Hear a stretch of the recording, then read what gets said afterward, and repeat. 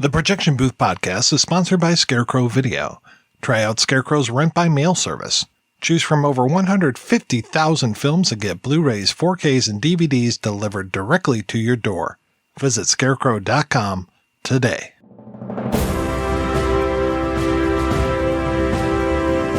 Hold your ears, folks. It's showtime. People pay good money to see this movie.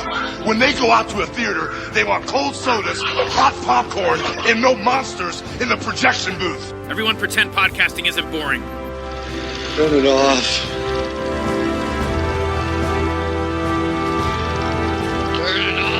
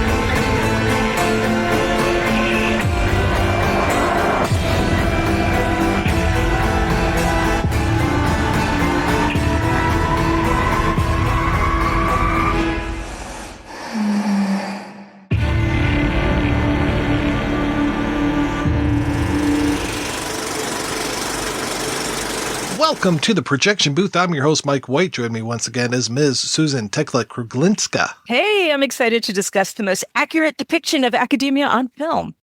Also back in the booth is Ms. Beth Accomando. Yes, and I am happy to talk about cannibalism anytime, because anytime I see a cannabis sign, I'm always thinking it says cannibal, and then I'm disappointed. We continue Shocktober 2025 with a look at Julia Ducournau's 2016 film Raw. The film stars Garance Marillier as Justine, a freshman at a veterinary school. How do you know she's a vegetarian? Wait 5 minutes. She will tell you. When she's forced to eat a rabbit kidney, or maybe when she's doused with blood, she begins to feel strange cravings that lead to some interesting places. We will be discussing that and more as we go through things. So if you don't want anything ruined, please turn off the show and come back after you've seen the film. We will still be here. Susan, when was the first time you saw Raw and what did you think? I know I saw it right when it came out, because I remember there was a spate of great horror movies. I remember A Black Coat's Daughter. Like, there was a few things out. Like, I don't remember if I saw it. I don't remember where I saw it, but I know I saw it when it came out and hadn't really watched it since. And so it was great. I loved it the first time. And I watched it twice before this and loved it. Absolutely. I could watch it right now after we're done talking. I could watch it again. I loved it. And Beth, how about yourself? Yeah, I saw it when it first came out. I believe, sadly, I saw it on a screener instead of in a theater for the first time. But I immediately fell in love with it. And in fact, it inspired me to do an entire podcast on what I called gourmet cannibal films. So these are films in which not just the craft of filmmaking is refined, but the actual eating of human flesh is not merely done for gore and horror effect. Yeah, I had to switch podcasts at the last minute, and I had just seen Raw, and I said, I'm going to talk to this friend of mine who's a chef and who also loves cannibal films. And he prepped food while we did the interview, so you got to hear him chopping up stuff. And he talked about food preparation and how that kind of played into these gourmet cannibal films. So films, I included Raw in that, but also The Cook, the Thief, His Wife and Her Lover, Ravenous, films where it was not just like ripping into human flesh. So I thought it was fabulous. And I do enjoy cannibal films. I think they really get to an interesting level of horror. Yeah, I don't remember the first time I saw this. I know I didn't see it at the theater. I remember probably renting it or maybe illegally downloading it at some point and just absolutely loved it. I haven't gone back to it for, I guess, 9 years in the interim, but it really made an impression, and I was really glad to be able to program this one this month. And I'm glad that I have you two on here because last week we talked about In My Skin and both of my co-hosts were dudes. And I said, there's nothing better than talking about, women coming to terms with their own bodies and gaining their power and all of these things with three guys just hanging out on microphones. So I'm glad to be in the minority this week. When you think of cannibals, it almost seems goofy. I actually think of Bugs Bunny, like you always saw them in cartoons. It's such a cartoonish kind of thing, almost humorous. It seemed, and like when I tell people who don't know this movie, I mentioned to a couple of people I was going to be talking about this, they immediately roll their eyes because it just sounds really corny and I don't know, but it's just, like I really respect that you can wrestle with this topic and make it a really beautiful movie. It's really, really a feat to pull off. When it's so well shot and looks so good, and just the story structure itself is so well put together. I mean, I forgot all about that opening shot with the car coming down the road and that we see that accident happen right off the bat and just how that plays into later on in the film. And when you see Justine being driven to school for the first time and she's going down a road very much like that, I'm like, oh, is this the car accident we saw earlier? And then it just kind of puts this idea in your mind from the very beginning that there is danger in the world and you don't know when that danger is going to actually happen. It could have been in the past. It could be in the future. We don't know exactly what's happening. And then that she's being driven to school and her room gets busted open by a guy, ironically enough, holding a ski pole. And I think that's the guy who's going to be her roommate pretty soon. And yeah, just like all of these things where you get little bits and pieces that are going to come back. Like I think the first time you see her sister, Alexia, she's flipping her the bird. And I'm like, oh, well, that finger's going to be due for some interesting things later on in this film. I love films that don't tell you everything up front. There's so many movies where you watch the first 10 minutes and you pretty much know everything that's going to happen. And what she does is she leaves you with this ambiguity, and it's intriguing, and it also respects our intelligence, saying that we are capable of piecing things together, and also that we're capable of not being frustrated by not knowing everything about the characters or about what it's going to be. She doesn't define the genre right away or who these people are or what this first scene we see is all about. And I just really appreciate that in filmmaking because I don't want to be talked down to. And she never does that. And because it's got those layers, it's really fun to rewatch it, to watch it like twice in a row, because then you go back and you see these little bits of dialogue detail that just, she obviously really thought to place perfectly in these perfect little places that would lead to something else. Like a lot of little comments between the sisters where Alex is going, I helped you when I shoved that kidney down your throat. And she's, no, you didn't. And you're just like, it's such a little casual bit of dialogue, but it's so significant, like after you've, how this all works out. Well, and also with the vegetarian reference, well, you're a vegetarian too. And she's, no, I'm not. Have you not been paying attention? No. And there's lovely visual cues. Like you mentioned, the flipping off of the finger. And it's not just what happens to that finger, but it's also that almost end image when in the prison where you get this reflection. And again, they're like making this joke with which is the missing finger, the one she can flip you off with. The look of this film is so good. I love the veterinary school that she goes to, which just has this brutalist architecture and is the strangest looking veterinary school ever. Like you said, like she won't just explain something, and she doesn't explain it to us, and she doesn't necessarily explain it to Justine either. Justine is a great person for us to be following because she is as clueless as we are when it comes to so many of these things, like being taken from her dorm room and thrown out into the hall. And then you get that cut to all of the students that are crawling up over these mattresses and crawling through these corridors, and just the slow hand and knee crawl that they're doing. You're like, what the hell is going on? They look like a whole bunch of cattle being taken to the slaughter. Yes, it totally reminded me of that. I know I listened to her commentary track and she was talking about it. She wanted them to look like insects, but for me, it was much more like cattle being put into slaughter, and you were waiting for the device that Javier Bardem uses, No Country for Old Men, to kill them.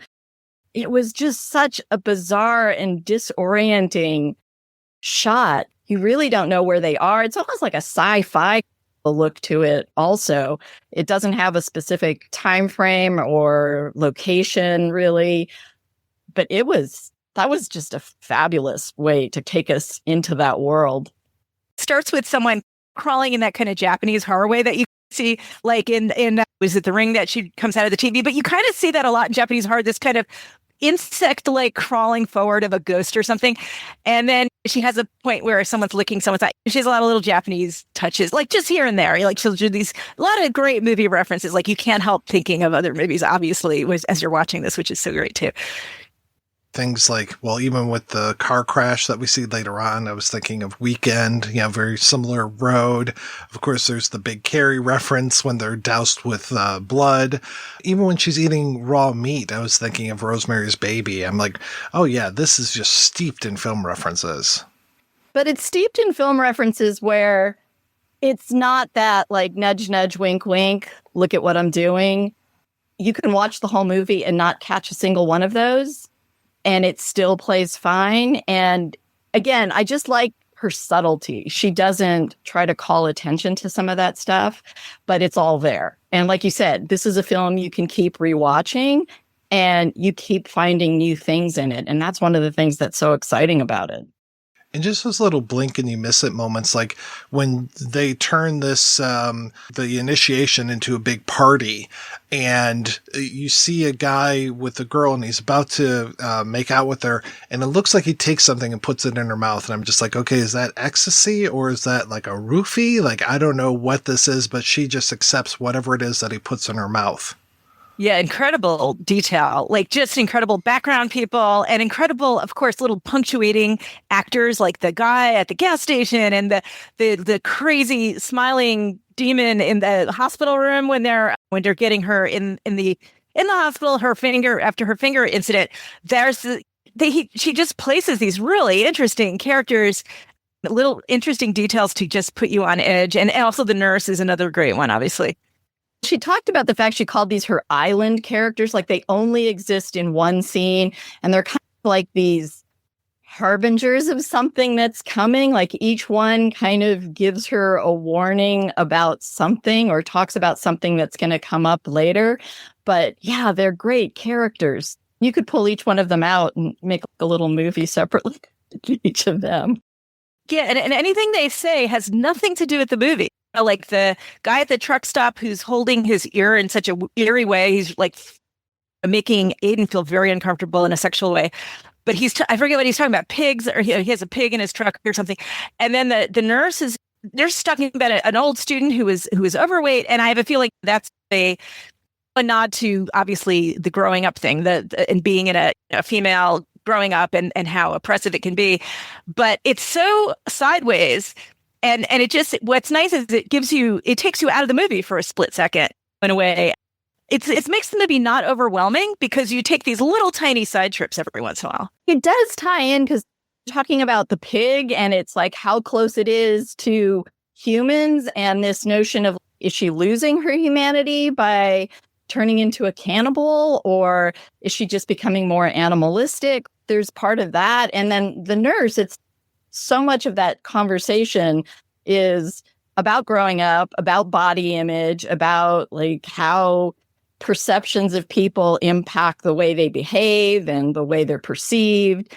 So like each of those things, and the little demon guy at the hospital, my God, he was so good. But it's like, first he seems totally creepy, and then he seems funny and inviting and almost like welcoming her in a weird sort of way. And her reaction to it is she just doesn't seem to know how to take him. But all those characters were just so rich in just single scenes. Well, the thing with the guy at the truck stop isn't her roommate, who eventually becomes her lover, Adrian, is that his name, right? He talks about how gross it is the way that she was eating, and that really turns off a guy. And then she uses that against the truck driver as she just starts stuffing her face after a while. Like when he's talking to them and starting to get really super creepy, she just starts stuffing her face. And it's like, oh yeah, I don't want to be around this girl because she's eating so disgustingly. Yeah, there's little things like, you've mentioned pigs, there's a cow, there's horses, there's a dog, very prominent in this whole film as well. I like, though, too, that when they're at that opening party, that there's a lamb with a electrical cord around its neck, this kind of sacrificial image. It's creepy. It's really creepy. Yeah, and I don't think they talk very much about how she's a virgin as well. I mean, not only is she getting this first taste of meat and this whole new life that is coming out for her, but she's also sexually awakening. I mean, I think the two really go hand in hand. It's a first for her for so many things. She's going to college for the first time. She's in this environment that's brand new. She's a virgin. She's going to try human flesh for the first time. There's so much there that... As you do when you're a freshman, right? I think a really interesting theme is she has zero control over anything, which is very like adolescent through emerging adult age group. It's like she is going to the same college that her parents went to and that her sister went to. She's forced to make out with that guy in the closet. Like, she's forced to wear certain clothes that her sister gives her. They'd make her wear a diaper. They're telling her what to wear. The hazing is completely in complete control over them. How she's sleeping. The professor tells her, I don't care how good you are. I don't like you. She has what she's eating. She has no control over anything. And I think that's really, the director hits Julia hits that really, really hard, that she has zero control and she ends up in a trap. The intention was that she's morally overcoming this thing that her sister wasn't able to overcome. But still, I find it very sad in the end that she's really been trapped into this thing. I'm not so sure I would define it as lack of control as much as it's just being young and being this kind of blank slate. Like, she doesn't have a lot of experiences to guide her or to even make her think about choices that she might have. So I feel like she's this like empty receptacle that's receiving all this information and all this stuff. And the progress is her finally like making some choices, even though some of them aren't completely in her control. And that also brings up like the sins of the parents brought down on the sins of their child. But yeah, I mean, it seems like she just keeps having these weird experiences that she has to kind of file away and do something with and make decisions about what they all mean. And in her particular case, she's got some very difficult, complicating factors. The whole idea of her sister being part of this school and being there as this hazing ritual is going on. And it feels like, is this hazing going on for the first full year or is it the first full week? I mean, It's a week, I think. God, this whole timeline is so compressed then. So one of the things I will say about like the whole hazing and you talked about her being forced to dress a certain way because they tell her. So KPBS is on the San Diego State campus. And when I used to work late at night, I used to see all the sorority and fraternity people coming back from parties or going to parties. And one of the things that always baffled me was I would see like this large group of women all dressed exactly the same. One night would be short black dress day. The other night would be short shorts and boots. The other night would be flappers. And like, I've always been baffled by fraternities and sororities because the idea of conformity is probably as horrific as cannibalism to me. It's just something I don't understand. And then if I was there really late at the end of the night, if it was like midnight or 2 a.m. or something, I would see the same procession at night, which was always the women with their stiletto heels slung over their shoulder, being carried by two other girls or a couple guys and throwing up in places. And it was like, I don't understand this desire to be part of a group that asks you to conform. And hazing is part of this too. It's a sense like we are going to put you, like the elders are going to put you through this particular ringer that we've designed because we've been through it before and we're going to pass it on to you. And it's like trying to teach her this obedience and this conformity that honestly, that is as terrifying to me as anything else in the film. Like the whole hazing and stuff is just scary. The decision is, do you want to dress like it's a party time? Basically, do you want to dress like a slut or do you want to dress like a baby? We can put you in a diaper or we can put you in a short black dress. One or the other. You can make that a reference of women's oppression. Like you're either infantilized or you're a slut. But, and I think she definitely talks about that when you hear her interviewed about this. It's very much a feminist intentionally. But I do think though, it is a really great choice, cultural choice of a nightmare situation. I agree. I find that idea terrifying to be in a fraternity, or to me that's terrifying.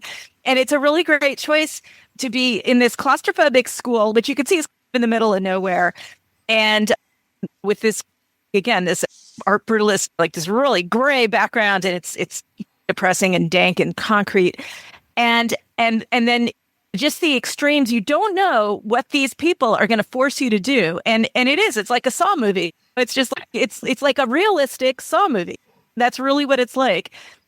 And I also just want to point out that one of the amazing things in this movie is that all of the animal stuff is 100% real, including the freakazoid in the jars, the little freaky, those are all real. That's total. Every single thing in this movie is 100% real, which makes it so cool. Though not real kidneys that they eat. Those are some sort of jelly stuff covered by chocolate. So I was glad that they didn't make them actually eat kidneys. Though with it being France, I was like, well, maybe that's a delicacy. I don't know. We use only the choicest juicy chunks of fresh Cornish ram's bladder, emptied, steamed, flavored with sesame seeds, whipped into a fondue, and garnished with lark's vomit. You were talking about the sins of the father, the sins of the parents being visited upon the daughters, and this whole idea of, if I went through this, so do you. It feels at times not necessarily like a cannibal movie, but almost like a vampire film when it comes to this idea of the hunger that they have for the flesh and the way that it's been passed down from generation to generation. It's like, how far back does this go? Does this go back to medieval times or earlier? Is this like a different race of people? I mean, it's very fascinating to me to think about how this came to be, and that it feels very much like, once the hunger is awakened via that kidney, then that's it. That's all she wrote. Otherwise, it was strict vegetarianism. You really have to adhere to this until you get to go to this school, and then suddenly you get that taste for human flesh. And also, it seems like it's passed down from mother to daughter. He is more obviously, she feeds off of him in a certain way, the mother.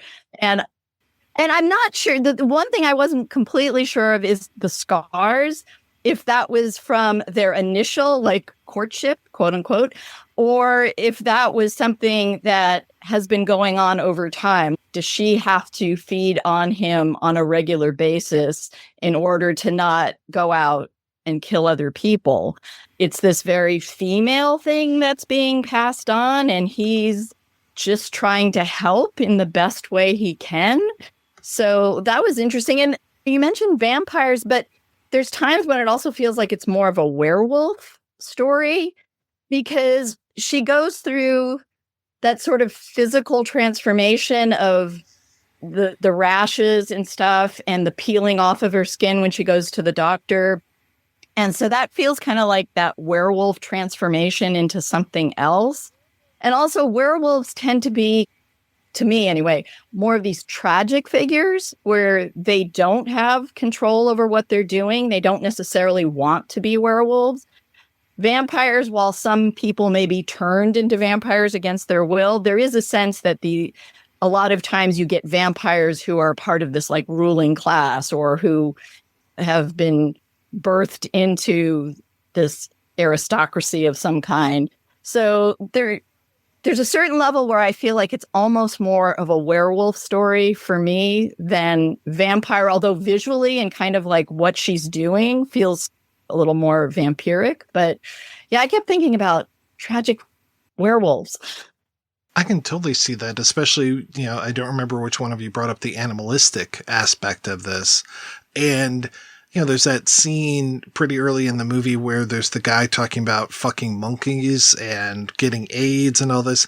And she really falls on the side of the monkeys and is just like, she seems to identify more with the monkeys than with the people. And it's like, okay, yeah, I can kind of see where she does have this much more animalistic side. And yeah, sometimes it feels like that hunger for her is completely uncontrollable. And I really think that that's great. I think that the werewolf angle is much more in tune than the vampire angle. And yeah, I've seen that whole dichotomy of vampires and werewolves. I've seen all the Underworld films, so I definitely know how all that stuff goes. Though I still think that werewolves are really shitty bodyguards for vampires because you only get them like once a month. Well, and also with the werewolf thing, I mean, the whole lunar cycle, too, when it comes to women and their cycles and things, and just this whole idea of, is this the awakening of the blood? The blood being such an important part of that ritual when they get all the blood dumped on her. I mean, we mentioned Carrie already. Carrie, very similar. She was, 17, a virgin, getting that blood dumped on her. I mean, it just really opened up her whole world. In both of those cases, that was real animal blood. Like in Carrie, they killed those pigs, and you know that this veterinary school was going to have the real thing with pour on them. But I wanted to just get back to the family thing again, and like the female family thing is, I thought it was a really nice touch that Alex is not talking to her mother. But the mother, it's implied she's not talking to either parent, but it seems like it's much more the mother. And I think it's interesting that she maybe really resents her mother for getting her to be this kind of being. And then I wonder if she teases her sister that, you're the special one. They love you. You're the favored one. And the mother is like, when they're in that diner, as they're driving to the school, one of the first scenes, Justine actually accidentally gets a little meat in her potatoes, and the mother's really upset, and she's just going to tear the head off of the whoever the cook is. And it's interesting that she's so protective of Justine. So you wonder, I wondered, were they trying to protect Justine from this, but they sacrificed the older daughter? And that's why the older daughter's pissed off. And that's why the older daughter's, F this, you're going to have to suffer the way I did. She's such a villain. There's a love-hate relationship, but it's way more hate on her end to her sister than it's a real great villain role. I'm not sure I see her as a villain. For the reason, I think, where they're having that fight at the end and they're both biting into each other. And there's like this connection. Anytime you're in a family, there's love and hate all the time, probably. Yeah, I'm not sure I see her as a villain. She's a victim herself. She's got this curse on her that she's had to live with, and she's had to figure out a way to do it. She shoved that kidney down her throat. Like they seemed to be like, whatever. They were like, oh, if you're a vegetarian. But she's like, no, you're going to eat this thing. And I thought that was a real sign of, she's going to make sure this happens. And I think it could have been, it seemed to me, maybe it could have been prevented. I don't know. That's just, it's a matter of interpretation. But she also, like, Justine does not seem like 100% on board with the vegetarianism. Like, when she's at that restaurant and the mother gets upset, it's not a big deal to her. Like, she doesn't seem to care that much. She doesn't seem to be as driven at that point about, oh, it's okay, I had a piece of meat in my mouth. It doesn't really matter. Don't make a big scene. But the mother does want to make a big scene. She does, when she's away from her mom, she does try to make that statement, I can't eat that, I'm a vegetarian. But I don't know. Yeah, I think the film feels more complex than just labeling Alex as a villain. Like, I just don't see her like 100% in that role, even though she does some things that are questionable. But maybe it's her way of doing tough love. They're subtle about her being a villain. So I see it a little differently. But yeah, I think it's cool that you don't come away with that so much, except you do see her in the end in a trap there. But I don't know. I think, again, it's just beautiful the way she portrayed the sister thing. I think that was a great choice. She says in interviews that she originally was not going to have a familial thing. It was going to be like another woman who maybe she had a relationship with, maybe even a romantic relationship with. But it is brilliant to do sisters because it's so It's so like she kind of comments the reason she chose it was that they could try to kill each other and then put their arms around each other, and nobody would question that because that's the way it is with sisters. Yeah. The familial aspect, about it reminds me of that other film. I can't remember the title. We Are What We Are. It's the American remake of the Mexican film about the family. The family feels very kind of Quaker or something, but they eat human flesh and they have these lovely little dinner scenes where they're eating this human flesh, but there's this very strong sense of family and that they have to keep doing this and they have to stay together. And this is what they've always done. And there's a little bit of that film that kind of reminds me of this one, just in terms of kind of that family structure as something that's strong, tries to be strong and tight knit and to try and keep them all safe by keeping that group enclosed. And it's when one of that group finds out what's going on or questions what's going on that family structure can fall apart and on a certain level can cause danger in a certain way. But yeah, that sense of family structure I think is great. I love that it's Laurent Lucas playing the father, because we just talked about him last week when we talked about In My Skin, and he was the kind of shithead boyfriend, Vincent. And it's kind of nice to see him back here, and with all these big bites out of him, I'm just like, oh, okay. It's not the same woman that would have, she was much more into eating herself than she was into eating him. But we definitely talked about what would it be like if she had decided to eat him instead. And here we get to kind of see it. And a beautiful, loving relationship has come forth with two beautiful girls. And he says, don't have two girls. It's too much trouble. He says that to his younger daughter. Meaning we shouldn't have had you. Yeah. What do you guys think of there's that sequence after she wakes up and finds that horrific rash across her, and it's almost like the dream sequence, but we see the dream after she wakes up of the horse that's on that treadmill running in slow motion. I love that imagery. It looks so beautiful, but I keep trying to figure out what that means in relation to her. The horse is kind of like, it's on a treadmill, so it's trapped and it can't. Horses, like, what animal loves to run more than a horse? Like, none, there's none. That's it. Like, horses love to run more than any animal, and it's on a treadmill, so it can't go anywhere. And then they have like harnesses around it. So I think it is that just being trapped. Being on a treadmill also suggests no progress. Like, you're not going anywhere. In addition to being trapped, it's also no forward progress. And we also saw a horse earlier that was going in for an operation. And so they take this big, powerful, huge horse and sedate it. It collapses in this tiny little room. And again, that's another sense of being trapped in this small space. And I had read that the horse was actually going in to be castrated. So it wasn't dead. So again, like the horse images, each time we've seen the horse, they're these like big, beautiful, powerful animals, but that's not how they're being depicted in the film. Thank God they didn't dissect them too. We see a lot of dead animals. We see dead dogs, and they are dissecting, but it's this great irony that there's meat everywhere. Like if you were a kind of person who like had craved like animal meat, it's just meat as far as the eye can see. Like you just have this endless meat, but what they crave is human meat. So it's this interesting contrast, like ironic contrast. Yeah, but do you really want to eat animals that you dissect that might be filled with, what do they fill them with? To like formaldehyde? Like I would say that if I was like an animal, I would sniff that and go, no. Well, they have a lot of live animals there too. Like when she walks into a classroom and there's a cow just standing right there. Big pregnant cow, yeah. Or when she goes to see her sister later on, and her sister is shoulder deep inside of a cow. It's like, oh boy. I remember when I was in England the first time, the person I was staying with was watching some sort of medical show, and sure enough, they're just reaching inside of this cow. That was the first time I'd ever seen that type of image.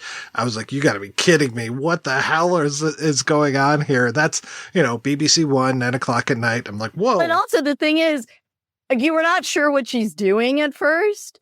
And in the past, when I've seen something like that, it's been to help a cow like birth a calf, and they're helping to pull out. And it wasn't. It was like she's pulling shit out and removing some obstruction. So it's like the kind of grittiest, grungiest, dirtiest way to be inside that cow. I love the two mirror scenes that we have, like when she does get called out for not dressing, nightclub or sexy, and her sister puts that dress on her and she's looking at herself in the mirror, and she's got her regular clothes on with this dress on over it. And then you get that moment later on in the film where she's dancing in front of the mirror with a different, it might be the same dress, or a different it's dress. the same. She only has the one. But she is so self-possessed at that moment, the way that she starts making out with herself in the mirror, and that fucking amazing song that is playing at that time, that rap. And I'm so glad that they translated those lyrics, because those are fucking wild. And the other thing about the mirrors is when she has that conversation early on in the film about the monkeys, and they said, oh, you think monkeys deserve the same rights as humans? And her point is, they can see themselves in a mirror, so they're self-aware. So we have all these mirror images throughout the film. I don't know if those are the moments when she wants us to think about how self-aware is Justine. How self-aware is she about where she is in this weird evolution that she's going through? And is she human in her self-awareness, or has she become more like animalistic, like the monkeys who can recognize themselves in the mirror but maybe don't have the same self-awareness that a human being has? But yeah, I thought the fact that she brings up those mirrors right early on makes you think about that. And what happens right after that mirror scene, she's wearing her sister's dress, and now she's like really wearing her sister's dress. And then they show her there's a sort of a party scene, and she's just got that Kubrick stare, right? She's got her head down and she's got the Kubrick stare. She's sitting there like an animal. Like, she really looks like an animal there. And then the next thing that happens is, it turns out her sister tricked her, right? And she was really, really drunk. And I think I'm saying the sequence right. That's when her sister filmed her, because she was so drunk she didn't know what she was doing, films her with a corpse and is making her beg like an animal on her hands and knees, beg like an animal for this corpse. And then the sister shows this to everybody, which again is the sister in control and humiliating her. And anyway, so again, she's turning into an animal for sure. It's just thwarted. She's still in control of her sister. She has no control over anything. So it's very sad, domesticated, on a leash, all those kind of things you could say. Technically, in the sister's defense, technically, I will say she did not film it and share it. It was other people in the crowd. And there's even one person who, like, some guy walks away going, this girl is too drunk. You guys shouldn't be filming. And I mean, the sister's definitely at fault for doing that too. She's doing it in front. Everybody's got phones. Everybody knows that's going to be filmed. You know what I mean? Yeah. And I think it was really incredibly cruel. Just think about her doing that to her sister. It is just, yeah, I thought it was quite wicked. And in that scene you talk about when she's at the party, it's also that red theme that goes through it. She's got that Kubrick stare, but it's also got this red wash of light. And it really, the thing I kept thinking when I saw her at that point is, like, she has now become the predatory animal. She has transformed at this point.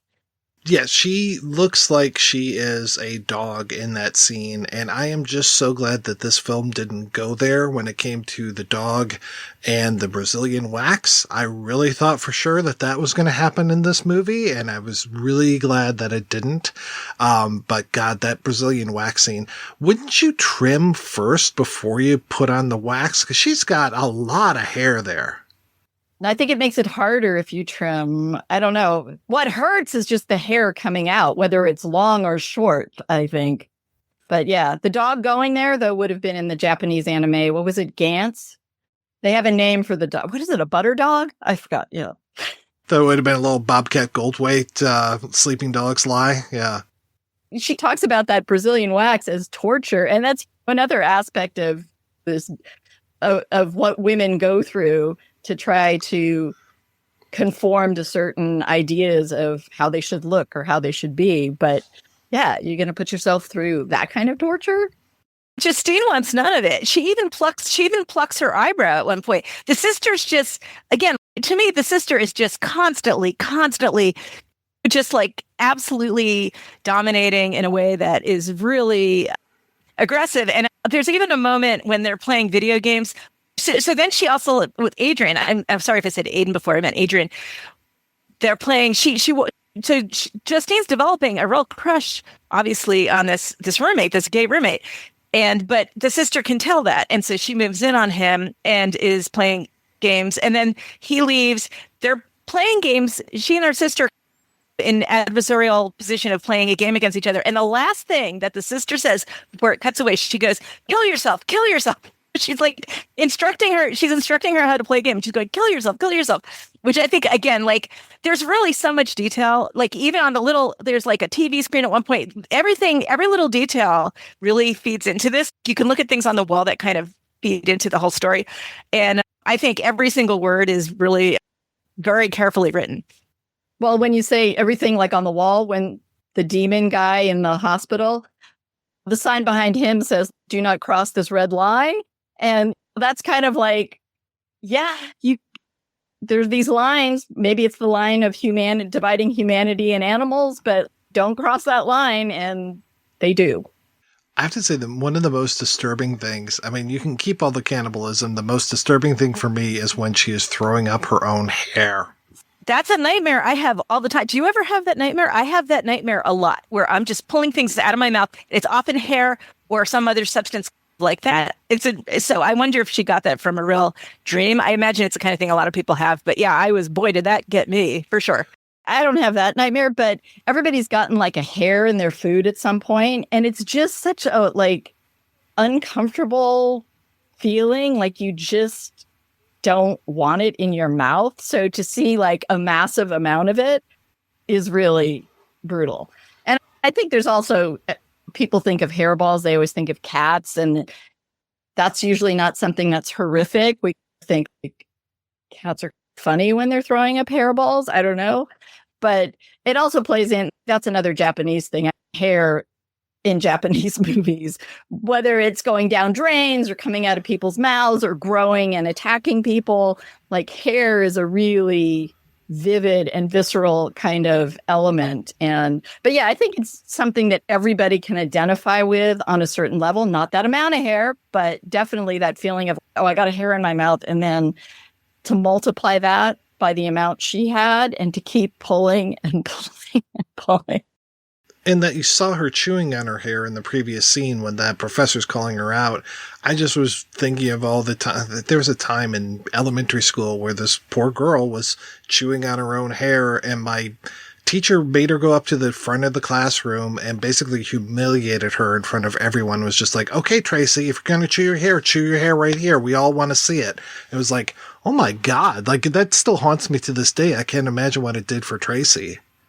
One thing I hate in all movies is vomit scenes. I can't watch a vomit scene, but I hadn't seen, Mike very kindly provided us with some deleted scenes, and I hope people can find this on YouTube, but there's one deleted scene where she's in the classroom where they had the pregnant cow, and it's a really great scene. I wish they hadn't cut it, actually, where the professor is talking and she's beginning to go into some weird little kind of hypnotic state, and everything is going into this very weird, it's hard to explain how they do it, but it's slow-mo-y and that kind of thing.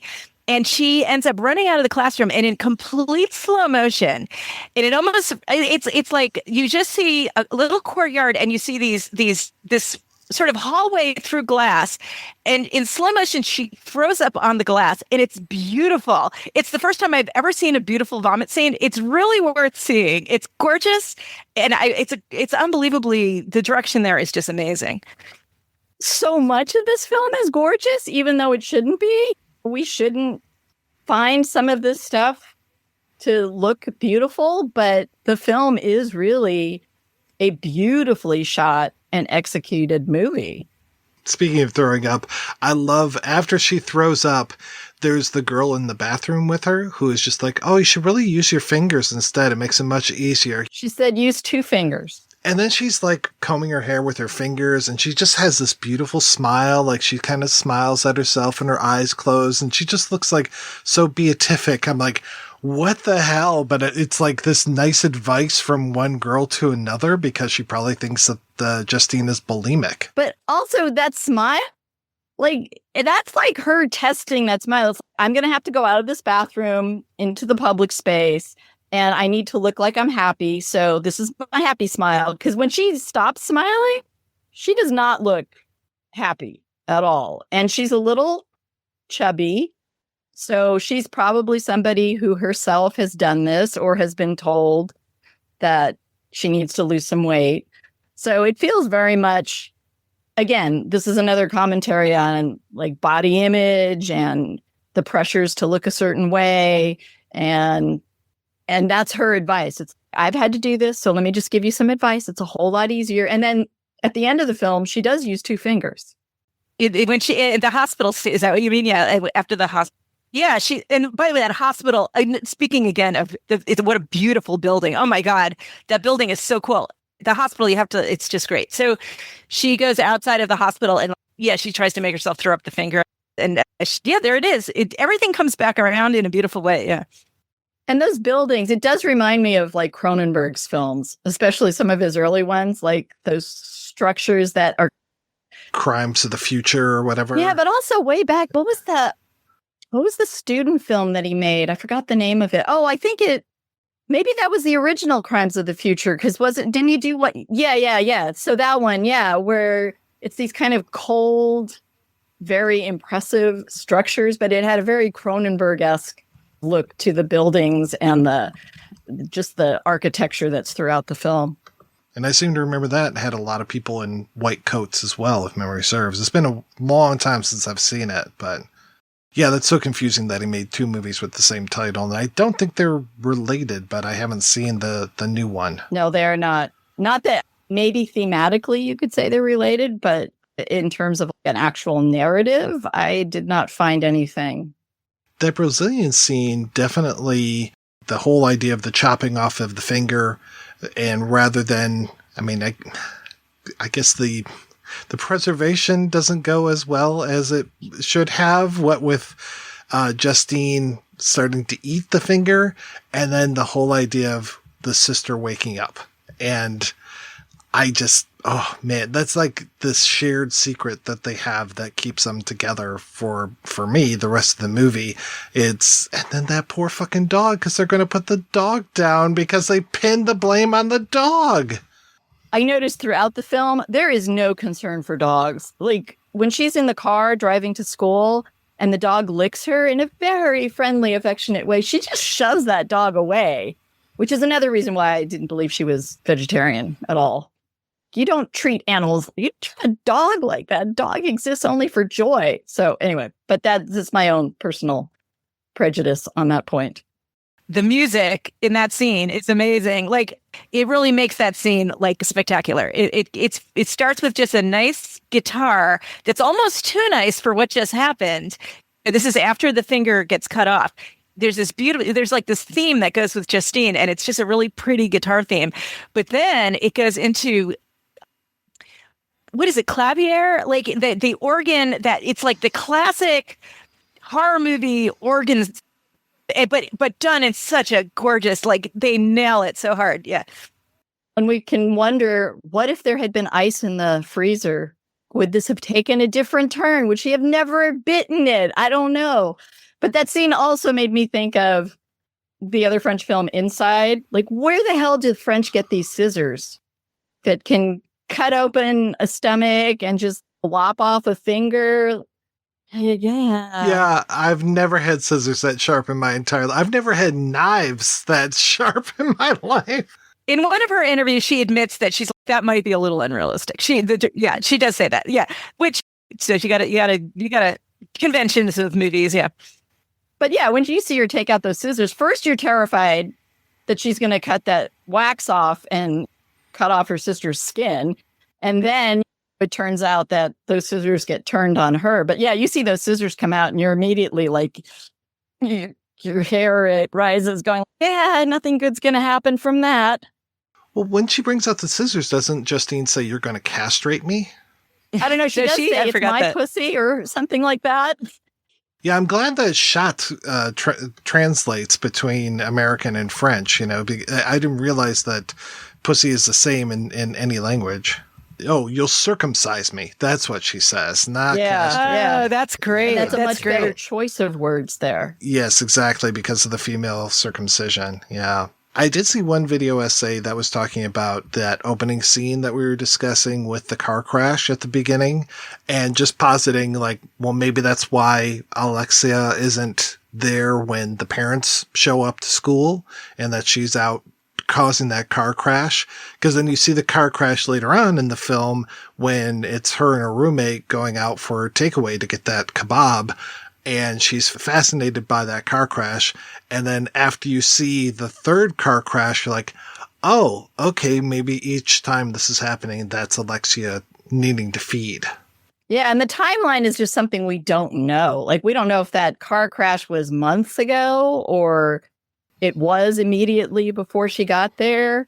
And again, that's like the ambiguity of the film, that she just doesn't feel like she needs to explain that. But we're going to eventually piece together what that car crash means, and that it happens more than once. She has to feed quite often. I love that idea that's why they couldn't reach her. Yeah, that's great. I also love the scene when she is staring at, you're talking about the Kubrick stare, when she's staring at Adrian when he's playing whatever game that is, and just the active camera on him that's moving all over, and then cut back to her and it's that still camera and you just get that look on her face, and it's not lust. It's definitely something other than lust. And we've had that shot earlier, just like the previous scene in the dissection room where she's staring at the back of his neck. And I'm like, okay, maybe that's lust, but this thing of him playing the games and grabbing onto his cock and stuff, I'm like, I don't know if that's lust or if that's hunger. And it's funny that hunger can mean both in the way that we talk. And that's when you get that famous image of her getting the nosebleed. She's looking at that flesh and that tasty skin. It definitely, to me, definitely reads more of a flesh hunger than a sexual desire at that point. Yes. So we should probably at this point talk about that sex scene, which was pure animal, which was an amazing performance. I think they had some stand-ins because she was only 17, but oh my gosh, I love the ending of it where it really, you think she's biting into him, and they do it beautifully work. Just for a second, you think she's biting into him, and then you realize, no, she's biting into her own arm. It's a great ending to that scene. I love that. The director talked about that being, she considered the sex scene like a stunt scene, like a fight scene that has to be choreographed. And I think she did it where she actually was like giving direction during the scene, telling them what to do. But yeah, it's like this well choreographed action. And yeah, the bite is like, it is the perfect way to end it. And that's the orgasm right there. She did so many great interviews, but like she mentioned possession at one point, the subway scene. And I think it might have been attached to that scene, which makes a lot of sense. Like just the person just completely losing it, just that kind of acting where you just have to let go. So it's really quite a wild scene. It's really, really over the top, and it totally works that it's over the top. Yeah, because you really see a transformation. There's a point where it starts and you're kind of like, oh, okay, it's a sexual awakening. She's attracted to him. And then she has a transformation. Like you really see a point where you start to worry for Adrian's safety because you feel like, oh, that's a hunger for flesh that's waking up right now. And I kind of like this guy, and I'm a little worried that he's not going to make it through this. All right, let's go ahead and take a break, and we're going to play an interview that I did with Barbara Creed, the author of The Monstrous-Feminine, Film, Feminism, and Psychoanalysis, as well as quite a few other things. Had a great time talking with her about this week's movie as well as the previous week's movie, In My Skin. If you haven't listened to that episode, I highly recommend you go back and listen to that as well. But in the meantime, let's go ahead, take this break, and we'll be back with that interview right after these brief messages.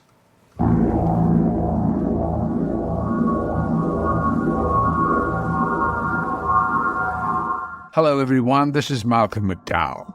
I just want to say that this is a request to listeners of the Projection Booth podcast to become patrons of the show via patreon.com, patreon.com/projection booth. That's pretty simple. I think you can do that.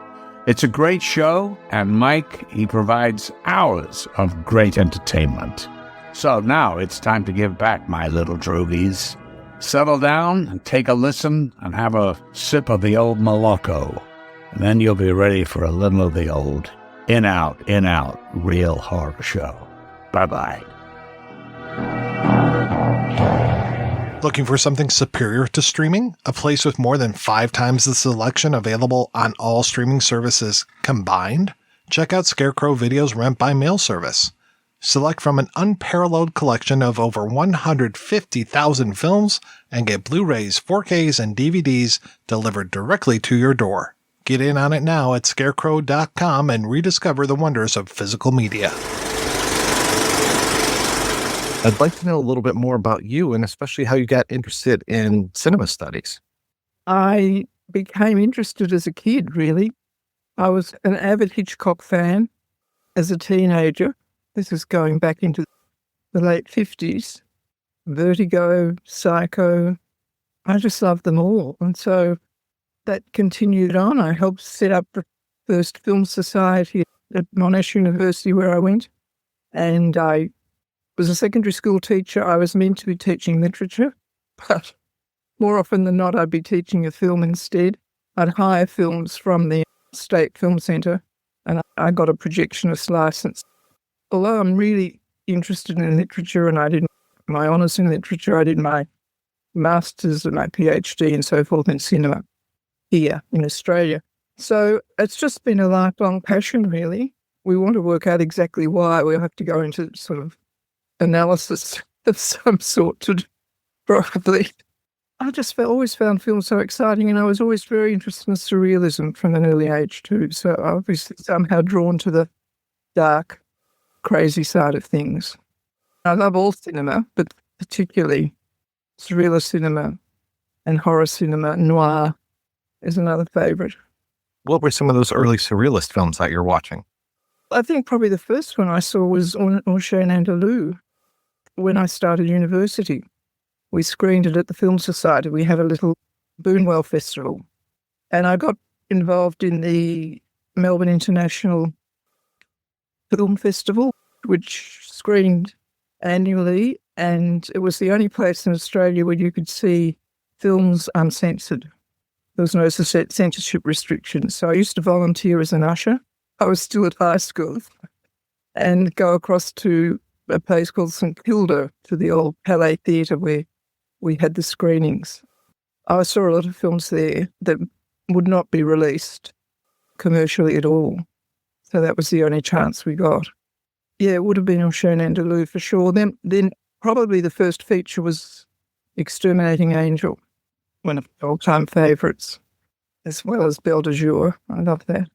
So many people, when they look at films, they just think, here's a movie. What was the first time that you said, there's something else going on here? Probably with Psycho. It was being screened in Melbourne, and there was a lot of hype around it, and we were told that once we were in the cinema, we weren't allowed out. The doors would all be shut, which of course they weren't. So that got us all spooked. And I was just astonished because gradually there was a constant stream of people who couldn't take it anymore and were leaving the cinema. And by the time we got to the end, when the mother turns around in her chair, some fled the cinema.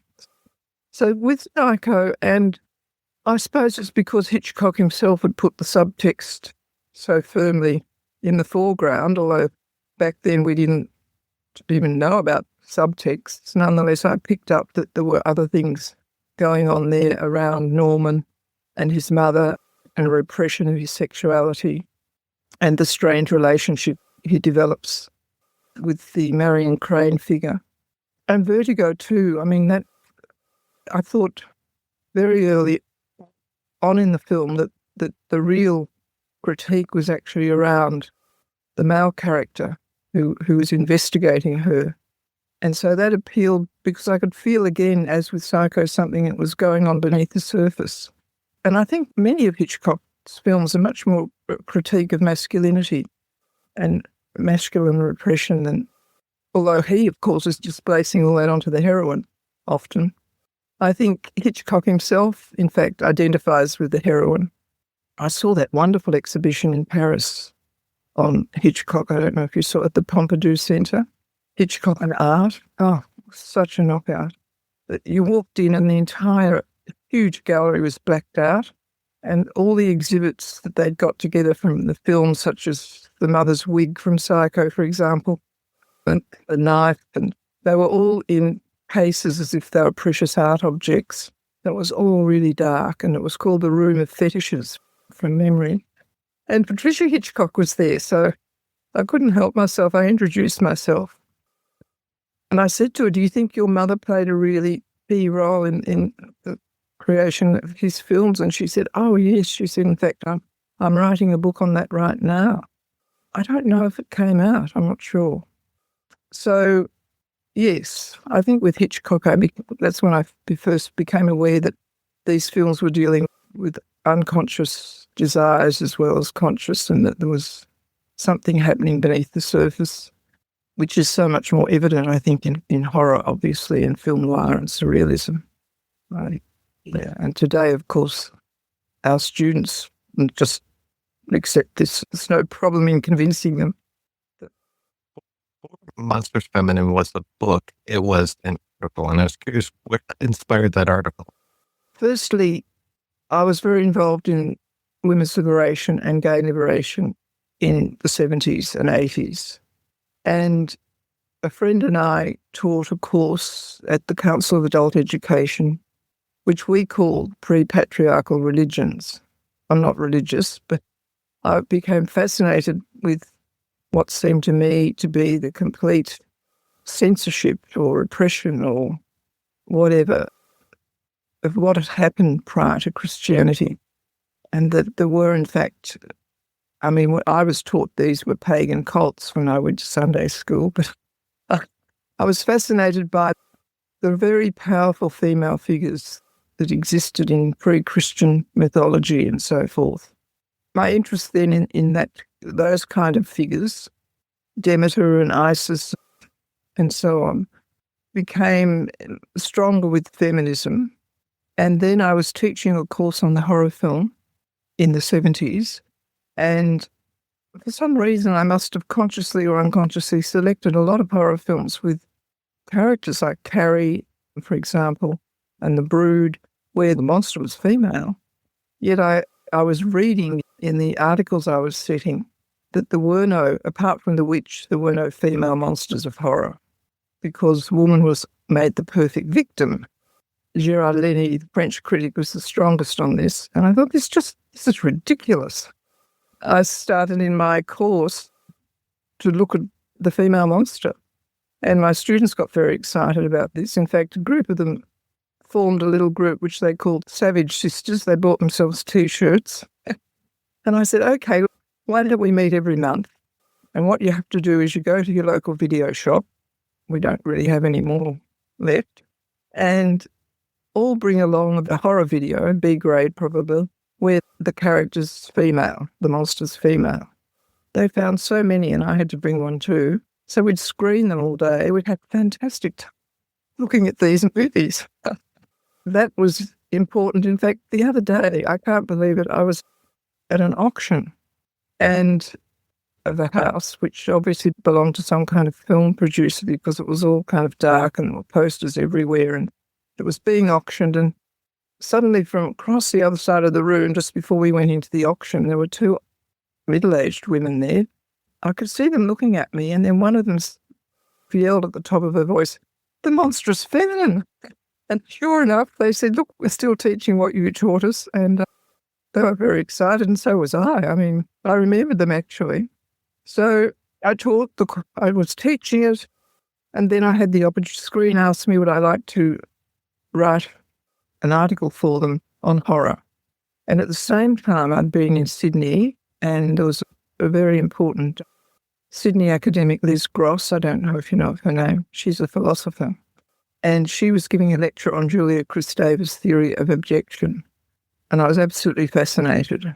And although Kristeva herself, at that time anyway, certainly as far as I know, didn't really talk about film. In fact, I think she had a kind of classic highbrow attitude or a French attitude, which she liked Hitchcock and directors who were acceptable to art house French cinema, but by and large not so much popular film. So she didn't really write about film. All her discussions of abjection relate to literature. But I thought, seems to me that, in fact, if anything, they make just as much sense, her theory of the abject applied to film as to literature. So that's what I did in the article. So you could say it was this early course on classical mythology and female mythological figures, combined with my teaching the horror film and discovering so many films with female monsters, combined with Kristeva's theory of objection, which is very much centred on the monstrous female body. And it just tied in perfectly with films like Carrie and her menstruation and The Brood with the pregnancy and so on. And my students, of course, who were quite inspirational in all of this. And all of that just coalesced together in the 80s. And so the original article came out in Screen in 87, I think it was. What happened was I got a letter from Tony Bennett, who'd read the Screen article. He's an academic, and said, "Look, we'd love it if you could just put this into book form and we can publish it in our series on popular culture." So I was doing my PhD at the time. So in fact, The Monstrous-Feminine is my PhD. So I said, yes, I can, but you'll just have to wait a bit because I said, in fact, I'm writing it up now actually, but as a PhD, so I can't actually give it to you as a book until that goes through all the processes. Obviously, you talk a lot about the abject, and I've talked a little bit about that in our discussions of these films, but I was curious, what is your definition or how do you use abjection when it comes to looking at films? When I wrote The Monstrous-Feminine, I was using it very much as Kristeva does. So the abject, it's not an object. It's a state of being. It's a feeling. And it occurs when boundaries are crossed, borders are breached. And in general, you could argue that she mightn't use the word patriarchal societies, but I did, although she talks about them. Like a lot of French feminists and other writers, they don't like to be tied to feminism or seen as feminists. They don't want the label. Even Ducournau, who's directed Raw, and Titane, of course, has also said this, and Kristeva. So I thought, if we apply abjection, as she does, to patriarchal societies, we can see everything on the other side of this imaginary border. The animal, for example, nature. In certain religious societies, it would be so pagan religions, if you like, and woman. And on the other side of, or relegated to the other side of this border. So society allows contact with the abject, which might be through ritual or the carnivalesque and so forth. And I argue through film.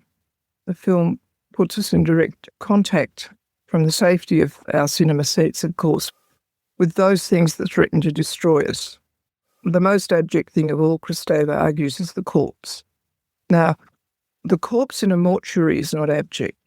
The corpse in the mortuary is an object, and it's been cleaned and dressed and made to look as if not dead, so that relatives can view the body, etc., etc. This is not abject. What is abject is the corpse that's rotting away, let's say in Holland's film Spoor, where the older woman goes out and starts murdering the hunters who are killing animals. They've killed her dogs, so the villagers think she's a witch. So she's abject. She's on the other side of this border, and in actual fact, they're right to be scared of her because she murders these hunters one after the other in all sorts of gruesome ways. But in a few scenes we see rotting bodies. So they're abject because they've lost their borders. The body in the mortuary hasn't still dressed and cleaned, but the rotting body is where the flesh is decaying, the animals have been added, it's being ripped apart. The borders are gone, so it's completely abject. And this kind of abject body has to be the threat to civilised society, which considers anything that's lost its borders defined by patriarchal ideology in many cultures, still threatens us. But cinema enables us to come into contact with the abject, particularly in surrealist cinema and horror and noir. So these three genres, if you like, I think can be best understood in terms of the abject. So the abject, what it is really is, I think, in the end, it creates an ontological crisis, a crisis of meaning. So when we confront the abject, we're asked to think again about what does it mean to be human? And that's the most profound question, I suppose, that comes out of this, because the abject collapses boundaries between human and animal, particularly in the cannibal film, between human and nature, which some people don't find at all abject. But historically, we've built all sorts of boundaries to protect us from the horrors of nature, which we're busy destroying at the moment, of course, and ourselves with it. When you talk about a border, I'm curious if you could apply that to the body as far as a film like In My Skin, where she is violating that border by digging in and cutting open and taking pieces of that. And you mentioned cannibalism as the self-cannibalism that she's doing. The skin, when you think about it, it's a very fragile covering, but it holds everything in, all our insides, if you like.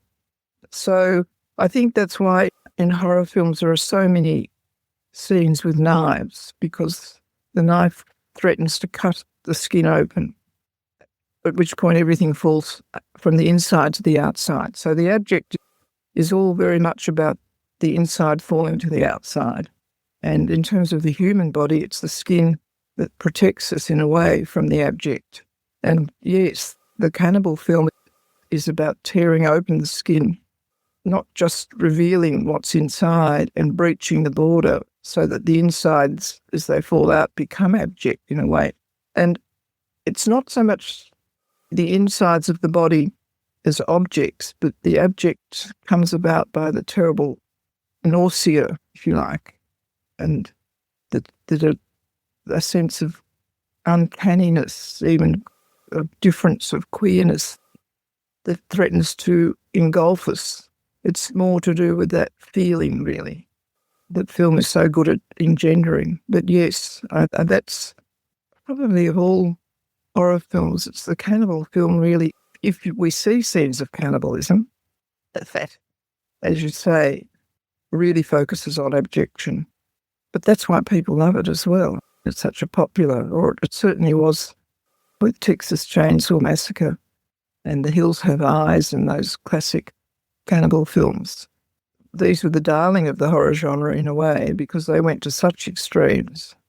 With new French extremism, the whole movement in France, the turn of the 21st century, these films play with the abject in all sorts of shocking and gruesome ways. But the thing is, we want to be shocked, I think, anyway. I remember going to the cinema a lot with my good friend, who sadly died not long ago, Leslie Stern, and she's written a lot on the cinema. And a group of us would go every Friday to see horror movies, and she'd say, "Barb, look, I just can't watch, so tell me when it's over." So there she'd be with her head down between her knees, missing all the abject scenes, but she still wanted to see the horror movies. So I thought that's another look that the horror film has created, that's looking away. Laura Mulvey writes her fantastic article on how cinema compels the look and the gaze and the male gaze, and there's a lot now on the female gaze, but there's also when we can't gaze at all, it's just too shocking, which horror explores. You get that moment also in My Skin where you can't trust the main character's own gaze when she looks down at her arm on a table and it's not connected to her body at all anymore. I thought that was beautifully surreal. I kept thinking of the Buñuel films, Discreet Charm of the Bourgeoisie, where the first is The Exterminating Angel, where they all come to meet for dinner and they can't leave the room. And then there's Discreet Charm, where they're all trying to make an arrangement to have dinner, but they can't actually get together. They're very surreal sort of scenes around the dinner table. And I thought she was playing there with surrealism as well, with her severed and what she's imagining the arms doing and how she's grabbing it and trying to stop it. It's a bit Dr. Strangelove too. You mentioned Nuncha Nandaloo, and there's that scene of the hand on the street the disembodied hand in Discreet Charm that's trying to choke the woman. That's right. I love that scene. That's fantastic. Yes, I'm sure that's part of what she's doing. I think that's the only scene that moves around the surreal. But it's important that she's put it there, I think, because she's telling us that she wants us to relate to the film. It's both real and surreal, that we're dealing with the unconscious as well as the conscious. It's such a strange film, and the whole idea of self-cannibalism, it's not really about that practice of self-mutilation in a way, because as she begins to eat parts of her body, some of those scenes are very intimate and abject at the same time, which is an unusual conversation. I think you asked me earlier how I use the abject, and I forgot to mention that in the Monstrous-Feminine, I mainly looked at horror films where the female characters are represented as abject in terms of their reproductive sexual bodies. We've got Carrie develops telekinesis powers when she's menstruating. In The Brood, the mother gives birth to creatures in a sack outside her body. So these are scenes of female reproductive life which are abject in horror. And Kristeva talks about the way the symbolic male paternal symbolic order constructs woman's maternal body as abject, consciously or otherwise, so that woman is cast outside when she's pregnant, when she's menstruating, the bounds of society. She's a taboo figure in lots of societies. Women had to go into the menstrual huts when they menstruated. Even today, in many societies, men are not meant to have sex with a menstruating woman. Strict Jewish societies still. And women too giving birth go to the birthing huts. They're separated out. But what I did, so I looked at women's bodies as sources of horror, even though they rebel, like Carrie. In the recent book, Return of the Monstrous-Feminine, I argue that here in these films, many made by women, but not all, I think male directors too, can present feminist arguments.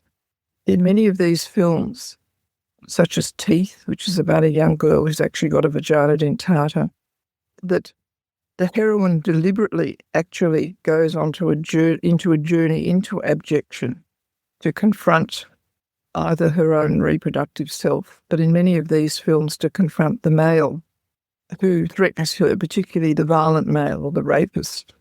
So I talk about the journey into abjection where I talk about radical abjection. So it's quite a change from the way I used abjection in the first book. And I think this has happened because most of the films I talk about are actually directed by women who say, okay, so our bodies are abject. All right, well, what does this mean? Let's open it all up for discussion, as Ducournau does in Raw. And I think Marina does in My Skin. So it's a sort of completely interesting change of emphasis. And so you get, and I argue this happens pretty much in the beginnings, starts at the beginnings of the new century, as women are becoming a lot more vocal about themselves and their rights, you get hashtag Me Too, which actually begins earlier, around 2008, but it really comes to the fore a decade later with the Harvey Weinstein case and so forth. But I think what we get around the new century is what happened in 68. In 68, you get all those revolutions. You get the feminist revolution, you get Black Power, you get the Green movement, you get the anti-war movement and so forth. And I think what's happening now is there's a new feminism. There's a new, not so much, it's a green movement, but it's a kind of global warming and save the earth movement. Then we've got the new black politics that have occurred in America, particularly with the Black Lives Matter movement. So there's a whole radicalisation, I think, happening in this new century, which is reflected in so many films, particularly these films directed by women. So it's fascinating. And of course, there's the whole queer movement and all sorts of inflections of that around different kinds of sexuality as well.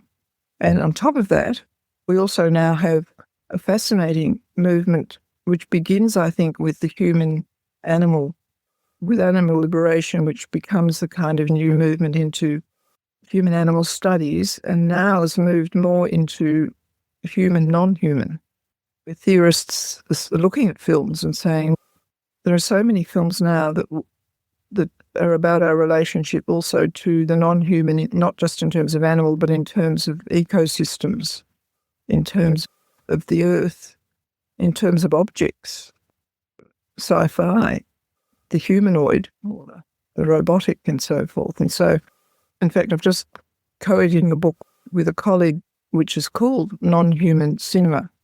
So we've got a whole lot of fantastic essays where the authors are writing not just about human and animal, but human and you know, there's an essay on mountains in film, for example, that kind of thing. Because, and all this has happened with this move called the non-human turn, which begins in the last decade or so. Donna Haraway says, we have never been human. The human's a construct, which the horror film knows perfectly well. We construct ourselves as civilized and as completely different from the animal, but we're not. We are an animal, and civilization is a veneer in a lot of cases, which horror, of course, explores as the veneer falls away, which is why the monstrous figure, the monster, Frankenstein onwards, is so fascinating. And in most horror films, the figure we identify with. As Ducournau says that, she finds the monster fascinating because the monster is rebelling, and Robin Wood said this before Ducournau. The monster is empathetic and sympathetic because the monster is the one that's rebelling against social norms, hierarchies, ideologies, cruelty, the dominant order which represses the other, whether it's woman or queer or black, and so on.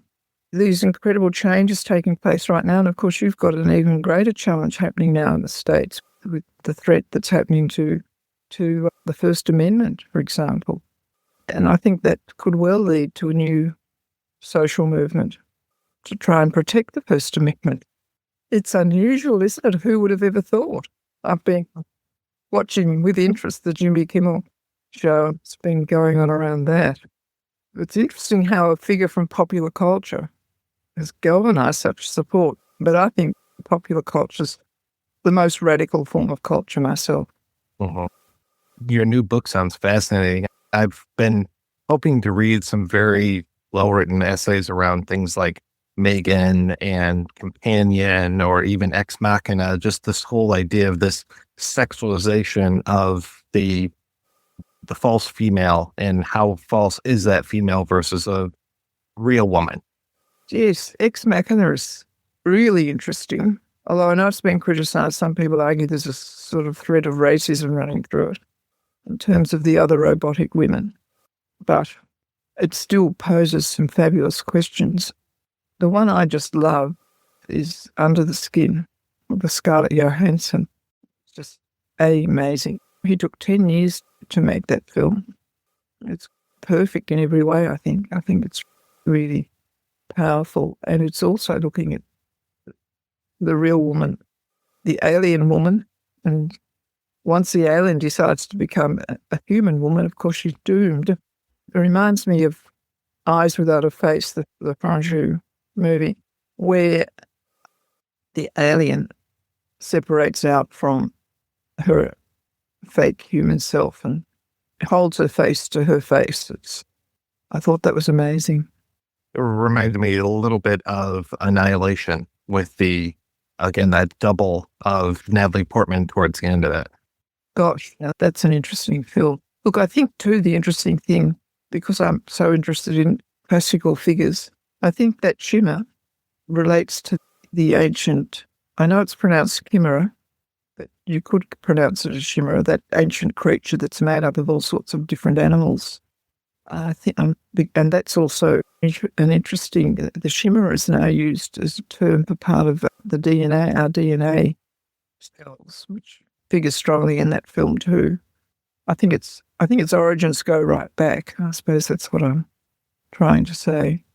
Yeah, no, science fiction horror is, and of course the Alien quartet are just wonderful. Have you watched Alien Earth? No, I haven't. I highly recommend it. It's very interesting. Yeah. It's had very good reviews, hasn't it, I think? Yeah, I enjoyed it. There were a couple little plot things where I was like, I'm not sure if I buy that, but overall, and again, a real idea of what is it to be human. They break down things into 3 different types of non-human entities right at the beginning and play with that through the rest of the... That's right up in my alley at the moment. There you go. Imagine. There you go. Great.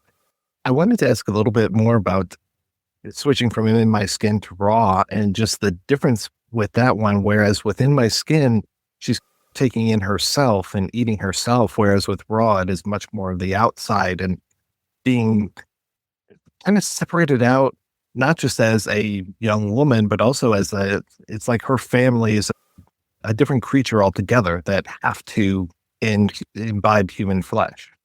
I've got a particular theory about that. And I don't know how conscious this is with Julia Ducournau, but she's highly educated. And she herself is very interested in mythology. Of course, Titane is based very much on the Titans and all the mythology around them. So what you get in Raw, the difference between Raw and In My Skin, Raw is more of a conventional cannibal film in that she's eating the other. And this becomes abject because she's collapsing the boundaries between self and other, tearing away the skin, opening up the body. Cannibalism, of course, is a taboo. So she's immediately, this is abject. But there you get a cannibal family, which in itself is not unusual. But what's unusual about it is that it's not the father who's the original cannibal, it's the mother. Now, in Freud's theory of cannibalism, which I always take as a kind of symbolic, allegorical story, but he argues that in primitive early times, society or culture is instigated or comes about very gradually because of the institution of 3 taboos that force people to become so-called civilized. And there's the taboo on cannibalism, the taboo on murder, and the taboo on incest. Interestingly, all central to the horror film. And the taboo on cannibalism emerges because he argues in very ancient times the father was the centre and the power of the clan or the group. And the father kept the women to himself. Eventually the sons rose up against the father because he'd become such a despotic figure and murdered him. You probably know the story. It's in Totem and Taboo. And murder the father, but then they're so overcome with guilt.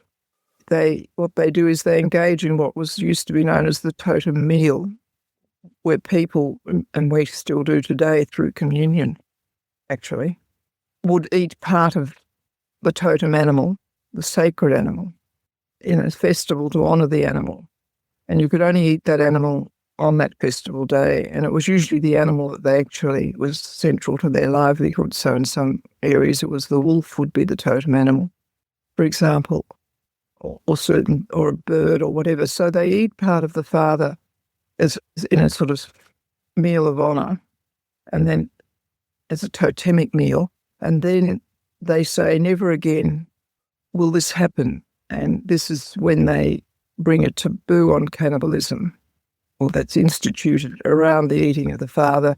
The taboo on murder is also instituted around the eating of the father, and the taboo on incest also, because around this time exogamy is brought in as a practice, and that means that the men of a certain group or tribe could not marry or have sex with any of the women in their group. There was too much infighting over the women, and it was destroying the clans. So women had to marry out someone from a different group. So these three taboos on exogamy, incest, and cannibalism, we're still with us, aren't they? They're all still taboo, even though they're all violated all the time. So what Raw does is, it's not the sons who rise up and eat the father. It's the wife, the mother, who's the cannibal. And the father, the husband, is letting her eat him slowly, not enough to kill him. But in the end, in the final scene, which has to be, the film ends as he opens his shirt and shows his chest, which is a bit like Esther's body. It's wounds and healing and more wounds and so forth, where she's been living off him. But by agreement, he's agreed to let her do this. So there's an argument that society and culture now, in these changing times, is all about, it originates with the mother of the feast. It's the mother who makes the feast, who creates, who gives birth, who is the origin or the point of origin. And the male accepts this and agrees to become part of this in an agreement, rather. In the earlier Freudian story, women play no role at all.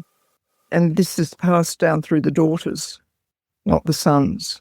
Raw is a kind of reworking of the Freudian story of the origins of cannibalism, the taboo on cannibalism, and the beginnings of sociality or society or civilization. I think she's actually challenging all cannibal movies, which always make, until the original cannibal movie, Trouble Every Day, the Claire Denis. I think that's the first cannibal film with a female cannibal, like a really strong female cannibal. There are suggestions of female cannibals in the 1970s Italian cannibal movies, that genre. So I think she's challenging the myth that cannibalism, the taboo on cannibalism, begins with the father and the sons in the male, and it's now a matter of complete change where the taboo on cannibalism and society and culture are established via the mother and the sisters, and with the agreement of the father. It's certainly playing with the original Freudian story, that's for sure. It's to be giving a more feminist interpretation of this taboo. I only really talked about the cannibal meal and so forth, but I think it's also presents such an interesting critique, as Ducournau does, of the sort of very macho, aggressive male culture at the veterinary school, with all the hazing rituals, for example. I think it's also a critique of the treatment of the animals. All throughout those quite surreal, nightmarish images we get.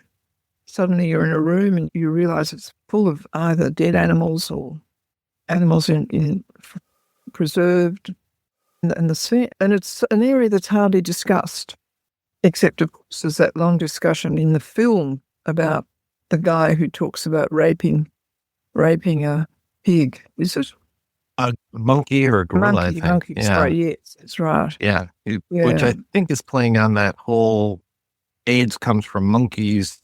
Yes, myth. it is, because her gay friend, I think he points that out to him as well. She says, I'm sure, the monkey has feelings. And she also says that the monkeys can recognise themselves in mirrors, which is a direct reference to Lacan's theory of the mirror phase, which I thought, there goes Ducournau again. She slips all these things in. The other interesting thing I discovered, the actor Laurent Lupin plays in both films. And he's the actor who plays the very intolerant boyfriend in My Skin. And he's the father in Raw. So that must be deliberate. He's come to terms now with the female cannibal, which wasn't happening in My Skin. I was horrified. So are you still working these days? I retired in 2016. Oh, I've never been busier. I bet. That's what it sounds like with your book projects. I did return. In fact, Routledge got in touch and said, look, do you think you could write another 15,000 words for the Monstrous-Feminine and bring it up to date? And I was, yeah, sure. The pandemic had just started. What am I going to do? Well, I said yes, but then I started looking at all the films, horror films of the last 2 decades. I was just knocked out. I couldn't believe the number of women directing horror movies. And so I got back and said, look, I just can't possibly cover the changes that have happened in 15,000 words. I can give you a new book, but I can't give you a small section, even though I'd signed the contract for the... So they were, yes, go ahead, return. I was a bit exhausted after, and I thought, oh, gosh, thank goodness, that's finished. And then about 2 or 3 months later, I get an email. So when can we expect the expanded section of the original book? I said, what do you mean? They still wanted it. So I did it. But I got 30,000 words out of them, and I added a new section called The Monstrous-Feminine is Non-Human, because I've become interested in the non-human. But that was just amazing. It was such a shock. When can we expect a new section there? But there was too much to ignore. Well, I was contacted recently by 2 women who were doing a special edition of a journal on women and horror to write an afterward, which I said, sure. And then they got back to me the other day and they said, oh my goodness, they said, we put out a call for papers. We've had over 250. We can't believe it. And now they're doing a companion, a book. I can't remember who, they're doing it with Oxford or Cambridge. I can't remember which one. They couldn't believe the response. When my colleague and I put out the call for papers on film and the non-human globally through Senses of Cinema, we thought maybe we'd get about 30 responses. We got over 150 and we could only publish 15, which we did. And that went really well. And then I got contacted by the editor from Exeter Press, Becky, and she said, would you be interested in doing a book on this topic? And we thought, why not? We've got all this fantastic already. We don't even have to put out another call for papers. So that's clearly an interesting new area that's developing in film. Is there a date for that one? The manuscript goes in this week, completed. I think they're hoping to bring it out this time next year. Thank you so much for your time. This has been so great talking with you. Lovely. Yeah. Anytime. You have an open invitation. Anytime you have anything you want to talk about, I'm here for you. All right. Fantastic.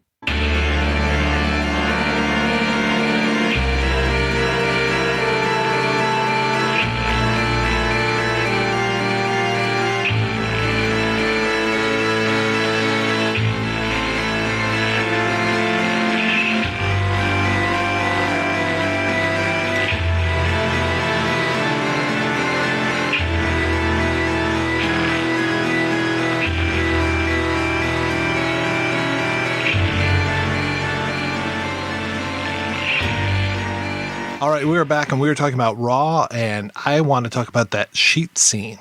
We get a little bit, there's a moment between her looking at Adrienne playing the game that we're talking about and that other moment where she's dancing in front of the mirror. You cut back to a room and there's a sheet over a shape, and then the sheet blows away and it's that dog that was being dissected.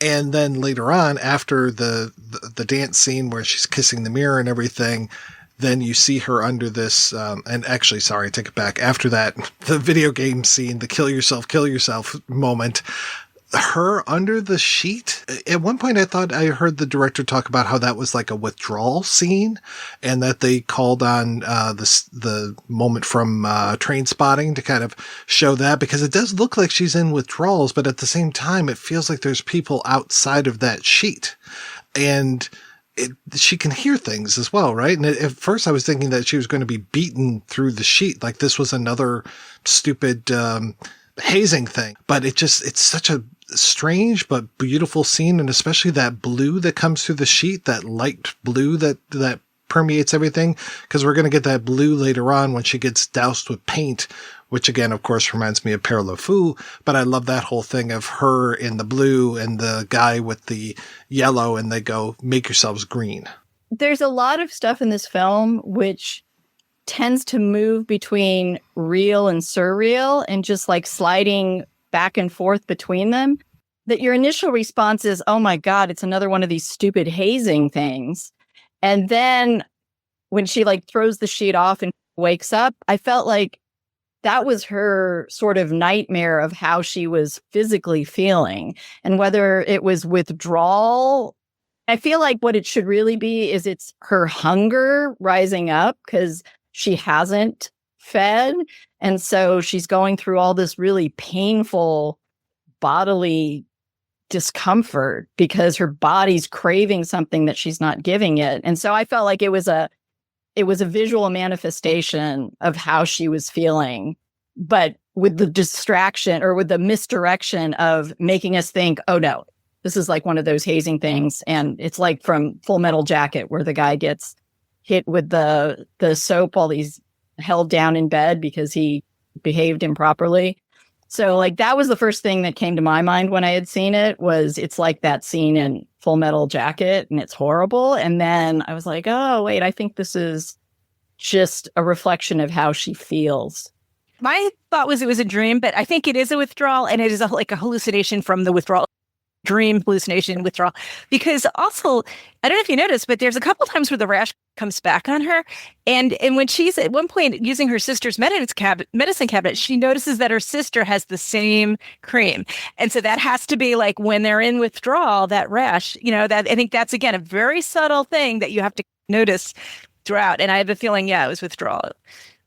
I love the echo too of her with all that blue paint, and when she's washing herself off, and we're going to get kind of the mirror image of that, almost the negative image of that with her sister later on after she kills Adrian. Spoilers. After she kills Adrian and she's covered in blood, and Justine's kind of last real act that we see with her sister before she's in jail is cleaning her off, getting all the blood off of her, as opposed to here with Justine with all the blue paint and finding that little chunk in her cheek and eating that, and just finally like getting a little bit of satisfaction from the hunger that she has. I mean, that poor guy in the yellow paint doesn't know what hits him, and the red of the bitten through lip, or the missing lip, makes it even more stark against that yellow paint. And again, she goes to something that people can identify with, in the sense like the hair is something that gross feeling of having hair in your mouth. But also, if you accidentally bite your lip, or if your lips are too dry and they crack open, like you have a visceral connection to both of those images that is very strong. Whereas something less familiar might not have hit as hard, even though you could have gone with something more spectacular, like she could have ripped off a big chunk of it. I feel like she keeps it at a level where we can identify with it easily, and that in many ways makes it a stronger thing, because we do go, oh, ow, I know that's disgusting. That hurts. I really appreciate too that it is the end of this whole hazing time when the discovery of Adrian's body happens, that we hear those little honks from the horn, and you get those beautiful shots of the campus, again going back to that brutalist architecture, and you get some more shots now of some of the students kind of coming out. It's almost like, it's a brand new day kind of thing, and then cut to her in bed with him, and it's like, okay, well, they've had this passionate night together. And you already know that she might have moments where she doesn't remember things. She woke up pretty messed up earlier. Here she wakes up and she's got that big fucking gash on her face from her sister biting her. And it's just this really lovely scene of this guy in bed with her, and ends up being, I wrote in my notes, it's like The Godfather when she discovers. Yeah, it totally is. That's a really great reference. That totally. Yeah, especially the way she feels the blood. Because I think in The Godfather, that's how he realizes it's feeling the wetness that makes him realize there's something wrong. But that scene was incredibly well done. And wasn't there also blood on her face? I don't even know if she sampled some of his flesh or not. I don't think she does. She's got blood on her face, but it's from the bite from her sister. From the bite? The way she discovered it was she was reaching under the cover. She was like caressing his body, and then she suddenly pulls her hand out and her hand's covered in blood. And then she actually embraces him and says she's sorry because she thought she did it. So she then starts messing with the body, and that's how she gets blood on herself. I thought you see something earlier, but I don't know. But the sense of also like having these blackouts or not knowing exactly what you've done, again, kind of takes me back to werewolves, because it's that sense of you transform, you do something horrific, and then you transform back. And then whether it's like a defense mechanism that you can't remember, or that it's actually part of that whole werewolf mythology that you can't remember, like that also made me think that this was more of like a werewolfy kind of tale. Well, yeah, and after she finds all that blood, she, has it all over her body now, and she looks, what does she do? She looks at herself in the mirror and starts looking at her mouth and pulling down on her mouth, like, what have I done? And she blames herself. And I think that might be one of the last mirror shots until I would call it a mirror shot with her and her sister in prison. What an amazing shot of those two faces kind of merged together before they break apart. And it's like now one person has their trip that they're taking, the other person has their road that they have to go down. And I just find that wonderful, the way that they kind of break apart at that moment. And I don't know what the hell's going to happen to Alexia in prison. I mean, she's going to have to figure out something when it comes to how to feed herself. We have seen in prison fight scenes, people biting each other's ear off. So I'm sure she could probably find a way, not that she wouldn't be punished, but I think there would be opportunity to attack your fellow prisoners. But also in that scene, the way Justine presses her chewed off cheek up against the glass, like she doesn't, you've seen a lot of scenes where people will kiss each other through the glass and press their lips, but she presses the section of her cheek that Alexia has bitten off up to her as the flip off. That's right after Alexia does a flip off, and she's showing her bitten off finger, like, you did this to me. And that actually reminds me of going back again to the Adrian's death scene. The sister, Alex, is sitting in the exact same spot where I believe that's the exact same spot where she was eating her finger. It's kind of like, all right, you sat there in that spot eating my finger. I'm sitting here. I just killed the person you have a crush on, which is, I don't know, to me, that's sort of like what's going on, because I think it's the exact same spot. And then, like you said, yeah, in this scene, again, it's that competition. It's here's my finger that you bit off. Here's my cheek so it's cool the way that goes back and forth in a really sisterly way. Well, we've talked about so many times that the movie kind of pulls the rug out from under us. So we are now convinced with Justine that she's the one that killed Adrian and has eaten his leg. And then we find the ski pole, which we saw earlier. And then we find Alexia there in that position. I think you're totally right. I think that is exactly where that finger eating took place. But we find out at the same time that Justine finds out that no, it might not have been her. It might have been, or probably was, her sister, and her sister just having all the blood all the way down. And just that, she looks very Angelina Jolie to me in that final moment where she's looking up at her and she's kind of got those same eyes, and just like, you realize that she's a monster, but like to your point, Beth, she's such a pitiable monster and such a sympathetic monster where it's just like, I don't think she could have helped herself. And again, that's the werewolf, I think. Yeah, to me, the way she had the blood all over her face is like a little kid who just ate ice cream. Like, to me, it's more like she really enjoyed that meal. You know what I mean? Felt that way to me. The father talks about Alexia as like she was the one who was wild.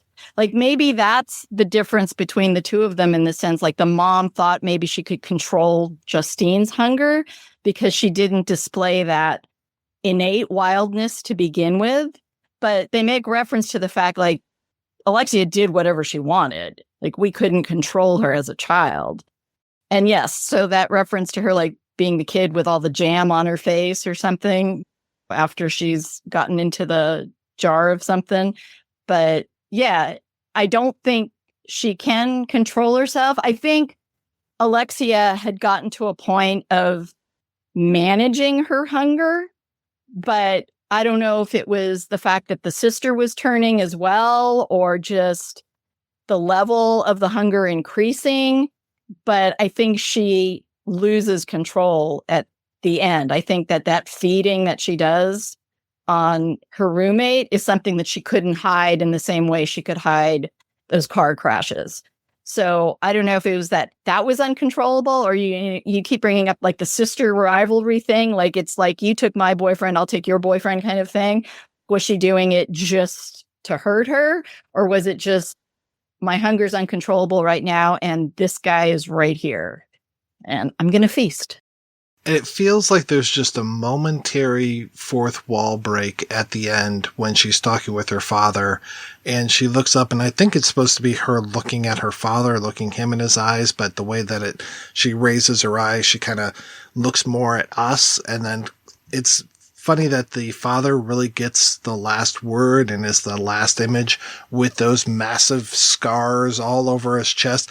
Like if there's one moment that reminds me of like a Martyrs or something, it's that with just the old wounds that we get to see.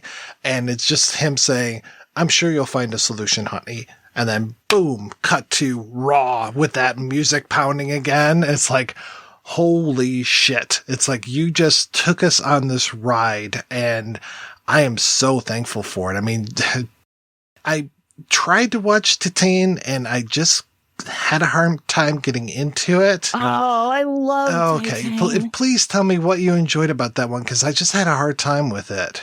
It was just weirder, like the level of it, but it was still like dealing with this sense of family. So part of what I like about Raw also is that it's really not about cannibalism. It's like zombie films. Zombie films aren't really about zombies a lot of times, or the best ones aren't. They're about something else. The zombies are this blank slate. So to me, the cannibalism in this was a mechanism to explore this sense of family ties. Because what the father's telling her is, I love your mother, and we've come to this arrangement that we can manage what's going on. And I hope you figure out something similar. I don't know if he's saying, find a guy who will let you feed on him now and again. And again, I watched it again and I tried looking at the scars to see were some fresher than others or were they all old? Because that's the one thing I couldn't figure out. Has the mom stopped feeding? Has she gone vegetarian because she's been able to control her personal hunger and those scars are all from the past? I wasn't sure. And I was trying to look like if there was one fresh wound, one that looked a little raw at that point.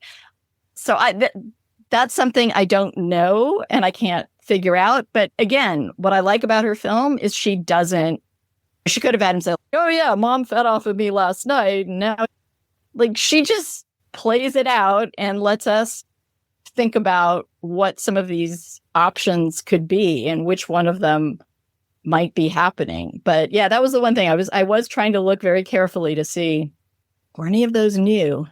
Yeah, my interpretation was that this is what they do. He probably has them. He's covered head to toe wherever his clothing can cover him. Yeah, that's the impression I got. And this is how we manage. She just apparently you don't need that much meat. They were just nibbling on the dead passengers in the car. The sister was just nibbling on the brain or something. It does seem like they just need a little bit. They don't need to have.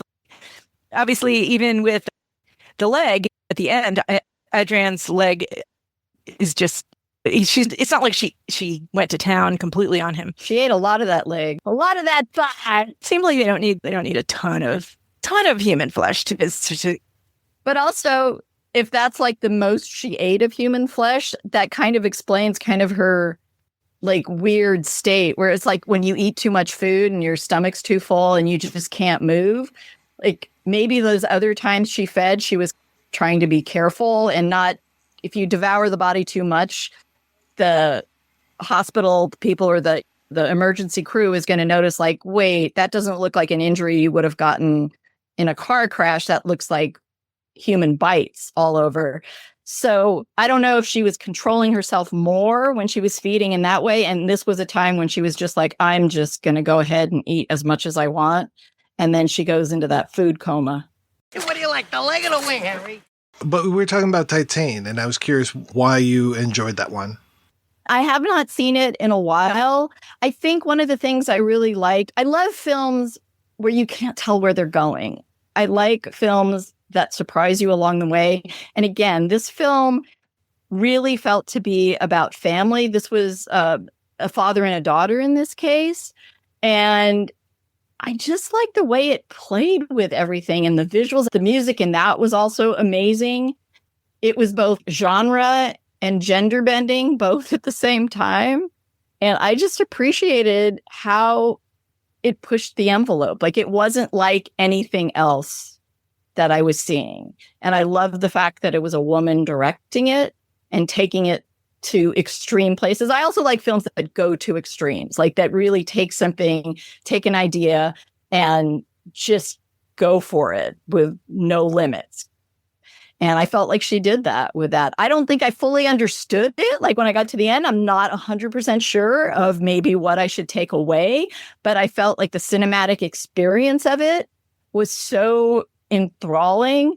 Like for me, if films are dark or their themes are hard, if the filmmaking is intoxicating, I walk away from those films just with this kind of joyous feeling, despite the fact that the content might not make you feel that way. But I get so excited by like the filmmaking. And that's what I felt with Titane. Like I felt excited by the filmmaking and by where she was going and that she wasn't playing it safe or I'm going to tone it down now. I'm going to try to be a little more mainstream or a little more commercial. She was like, nope, I'm going to go even further that way. The story structure is really interesting. Like it's unlike, it's very not a normal story structure. It's an unfamiliar kind of story structure, which kind of makes it really cool. Yeah. Yeah. And I'm glad that a great thing on that audio commentary where Emma Westwood was asking her, are you going to, change genres? Is it always going to be body horror? And she's like, you might as well just ask me if I'm going to start speaking Japanese in a week, like, no, this is what I do. This is what I like. And I'm like, okay, great. And to hear that her new film, thank you, Susan, for turning me on to Alpha. I'm curious to see that one too. Also body horror. And I'm like, yeah, great. Yeah. Make this your thing. 'Cause even her early film, Junior, very body horror as well. And same actress as Raw, very much like, talking about peeling the skin back and stuff. It's very much a metamorphosis that happens in that one as well, where like she grows overnight and becomes a woman, like being born from a cocoon almost. Yeah. And it's super cool that Justine, named Justine, pops into Titane. It's the same actress, same name. And she even uses the name Alexia again. I like that too, when directors play with their, I'm sure she'll be doing that movie to movie, kind of playing with the characters, visiting each movie. Yeah. Yeah, I didn't look to see if there's a Justine in Alphas, but I would not be surprised. And sorry, I keep saying Alphas, like the TV show with David Strathairn, which was canceled way too soon. Just one thing I want to bring up, which I couldn't stop thinking of this movie that I had seen that's a documentary. So this movie, it's this veterinary school that is this hazing week. It's so evil and wicked. There's something really ominous about it. And I happen to go to the New York Academy of Medicine because I love science stuff. They sometimes show like weird science documentaries. And there's this one, it came out in 2022 called De Humani Corpus Fabrica. It reminded me so much. It evokes so much of this movie because it's so visceral. So it's like almost a Frederick Wiseman film where it's a slow burn, just taking in everything in this French hospital. And it's not a high-class hospital. It's like probably a relatively low SES hospital. But they're filming a cesarean section, and you are just watching every minute of this. They're showing someone being prepped for brain surgery while they're awake, and their brain is like split open. Their skull is split open. They're showing the psych ward and following the patients and listening to them. They're even just like sitting at the nurse's desk and listening. There's like a prostate operation. The way they film it is beautiful, but it's grotesque and it's like that kind of thing. But it has a surprise ending, which I'm going to say, and if anybody wants to see it, just fast forward a minute or two. But the surprise ending is they end up in this attic where the doctors hang out. And on the wall is this huge mural of the doctors, like past doctors and present doctors, in this bacchanalia. They're like pans, they're like drinking and they're having sex, and it's crazy. It's like you realize that this hospital has a tradition of the doctors just being like, I don't know. It just shows this really strange side of these doctors who are perfectly comfortable with having their portrait on this mural that's clearly a tradition that's just about decadence and sex, and it's so weird. I can't explain to you how weird this movie is, but it really evoked the same feeling of this weird hospital where all these creepy things are going on. So I highly recommend it. It's really hard to get through, and people were walking out of that film too because it was so hard to watch. Yeah. So that's my recommendation for pair these two movies together for your friends. It's a great pairing. For pairing, I would say also check out, I believe she's French also, Coralie Fargier, who did The Substance and Revenge. I also feel like those are body horror films that have a very feminist slant, different tone than what I think Julia does, but I think they pair well, and also it gives you, I think, a little sense of this kind of extreme French horror from a feminine side. I just found her earlier film Reality Plus, which I look forward to seeing. I haven't seen Revenge, but I did finally just watch The Substance. I'm still not sure what I think about it because it's such a strange film, about the objectification of women that really objectifies two women throughout the entire thing. So I'm like, I really never thought of Margaret Qualley as being just this incredibly hot, but I'm feeling the vapors as I'm watching this, I just looked at it, kept upping the ante. Like, you think you've come to the end? Like, okay, it's not going to go any further than this. And then it does. And then, okay, it can't find another level to go to. And then it does. And then, all right, and it does. And so I appreciated that. All right, we're going to take another break and play a preview for next week's show right after these brief messages. Todavía no puedo creerlo. Sin embargo, esa destrucción en la capilla fue hecha por alguien que odia cualquier manifestación religiosa. Para ese ser, la capilla fue un terrible antagonista. Cuando yo estudié en la Universidad de París, me fue probado una y otra vez que la posesión diabólica era mera tontería, o el resultado de los desvaríos de una mente insana.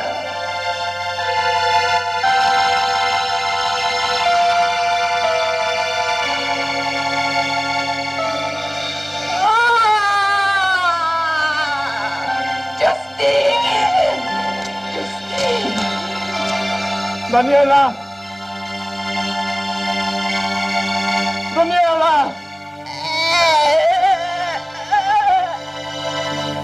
Ellos me enseñaron que la religión era una farsa y una forma de esclavitud, y que había llegado la hora de romper las cadenas de la superstición, el yugo de la mentira y la falsedad. Soy un hombre de ciencia, y ahora me encuentro frente a algo sobrenatural, que en verdad me atemoriza. Esta mujer estaba muerta.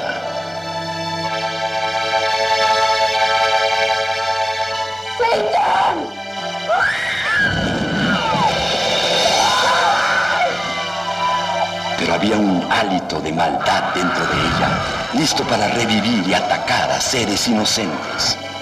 Eso solo podría ser la obra de lo que ustedes llaman el demonio. Alucarda. God the Father commands thee. God the Son commands thee. God the Holy Ghost commands thee. Con Claudio Brook.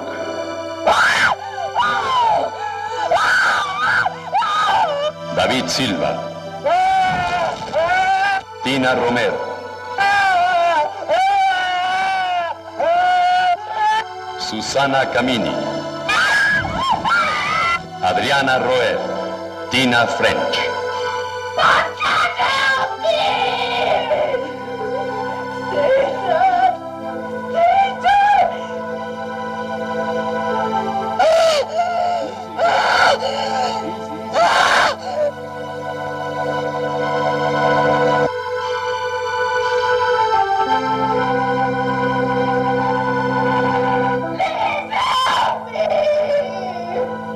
Alucarda, dirigida por Juan López Moctezuma. That's right, we'll be back next week with a look at Alucarda. Until then, I want to thank my co-hosts Susan and Beth. So Beth, what is the latest with you, ma'am? As usual, I'm working with Film Geek San Diego, and we are doing our programming at Digital Gym Cinema. So we are rounding out the end of our year of international horror and neo-noir. So that's pretty exciting for us. We also do Bonkers Half-Assed Midnights, where we show some bonkers films. Not quite at midnight, but we get you out by midnight. And we'll be looking for what our theme will be for 2026 for films there.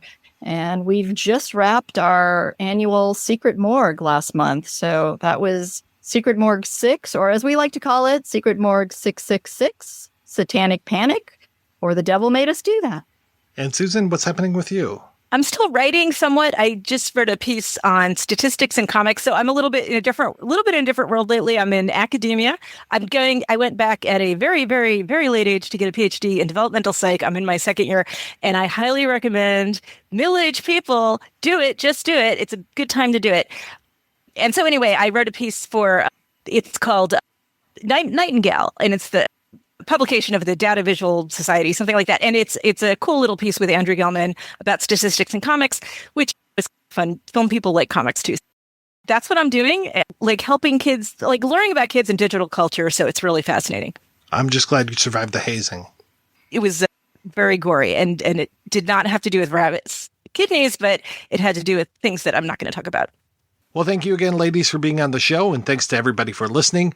Want to support physical media and get great movies in the mail? Head over to scarecrow.com and try Scarecrow Video's incredible rent-by-mail service. You'll find films there entirely unavailable elsewhere. Get what you want, when you want it, without the scrolling. And of course, they have Raw available. If you want to hear more of me shooting off my mouth, check out some of the other shows that I work on. They are all available at weirdingwaymedia.com. Thanks especially to our Patreon community. If you want to join the community, visit patreon.com/projectionbooth. Every donation we get helps the Projection Booth take over the world.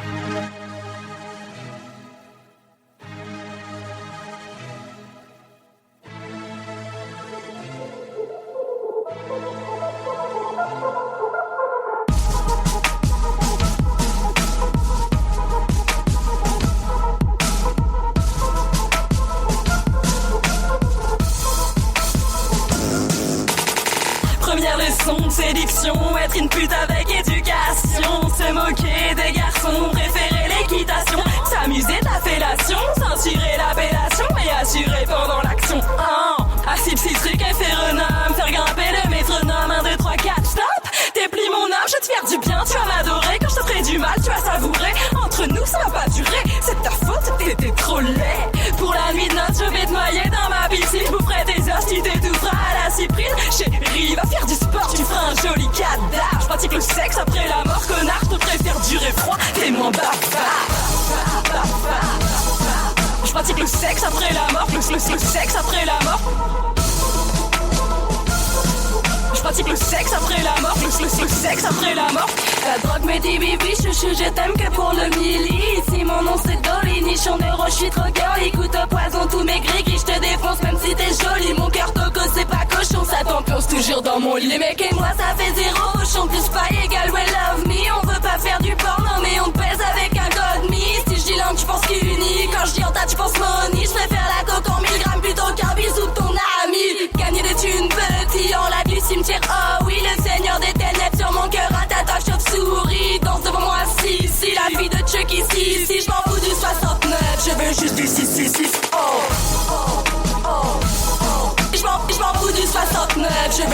666